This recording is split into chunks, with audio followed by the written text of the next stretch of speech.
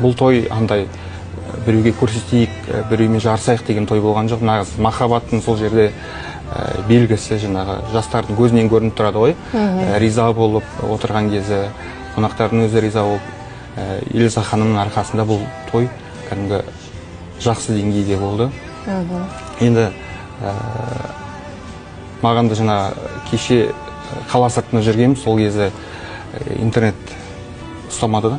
Сол кезде достарым жан-жақтан жіберіп жатыр екен ссылкаларды. Мен ашып қарай алмадым. Келген кезде мейрамханаға Әділет бауырым хабарласты. Осылай жағдай осылай болып қалды. Енді біздің тойымыз қай жерде болды? Сол жерде асы беріледі деген сияқты.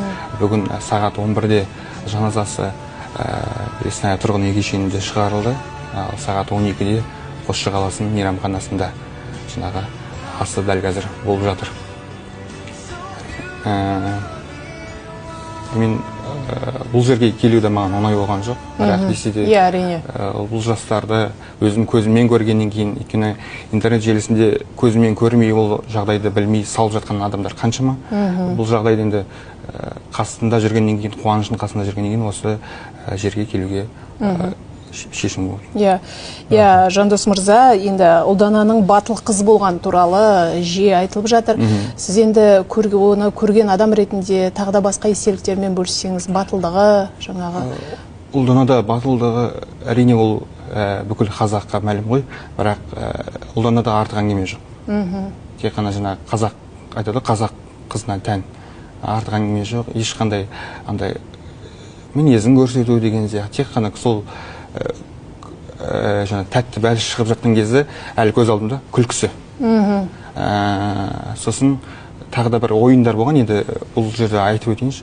Сол кезде жаңағы күйеуін билетті да тамада. Сол кезде жоқ, ұнамады деп, андай тағы да не істеп, күйеуін одан сайын ашқысы келіп, сол моменттер есінде бұлдай оқиға болады деп ойламадық. Себебі 8-ші, енді 10 күн болды ғой, 10 күннен бері жаңағы аяғынан тұрып кетер деген бір не болды. Үміт болды бәрімізде.